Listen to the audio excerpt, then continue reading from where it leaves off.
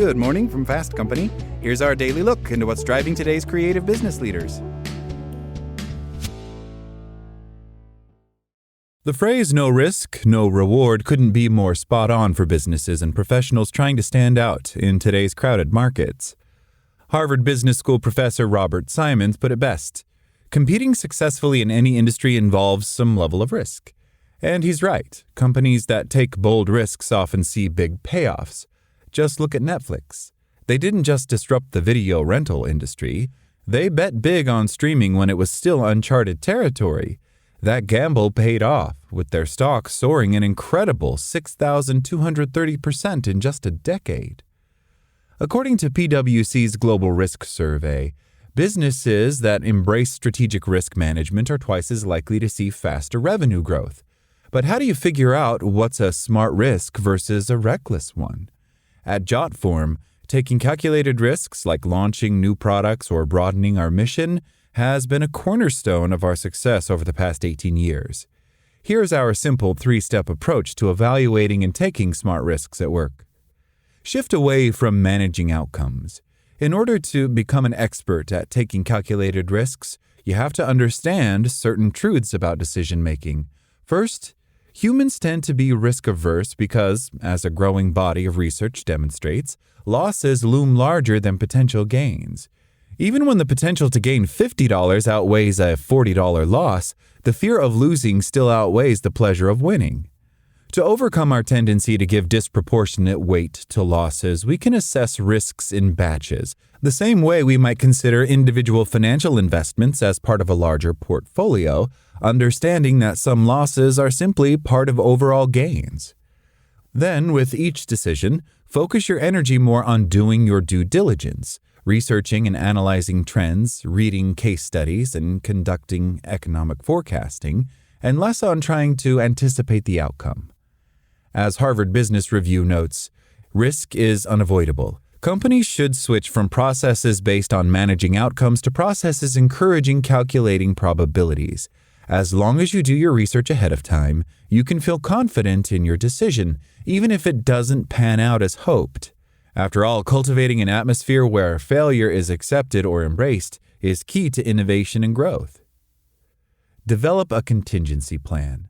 While accepting that failure is possible, you can still plan for worst-case scenarios. In other words, develop a contingency plan. Developing a contingency plan helps transform a risk from reckless to measured. Good contingency plans prioritize the risks an organization faces, delegate responsibility to members of the response teams, and increase the likelihood that the company will make a full recovery after a negative event, says Mesh Flinders, author of IBM Think. Give yourself peace of mind that even if all goes south, all will not be lost. You have a plan of action. Before following through with a given risk, think about the potential threat to your business. You want a clear picture of when the contingency plan should spring into action. Then brainstorm the response you envision for yourself or colleagues with clear instructions and protocols. Make sure it's crystal clear who's responsible for which actions.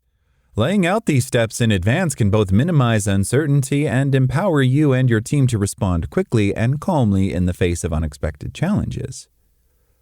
Log your risks like business expenses.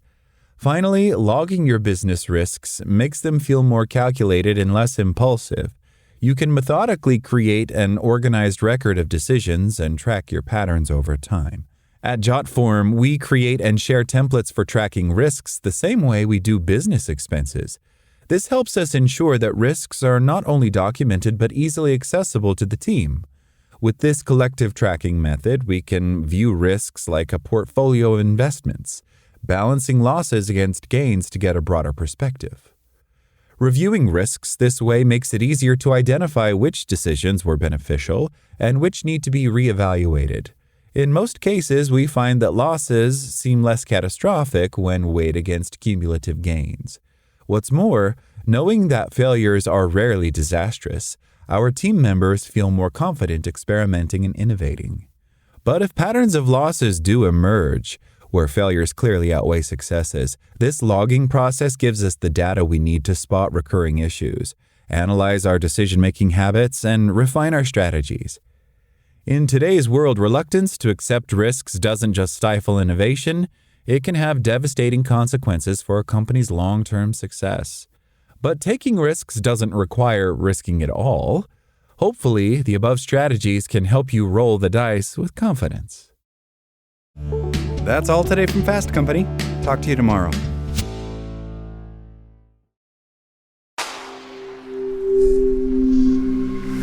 Spoken Layer.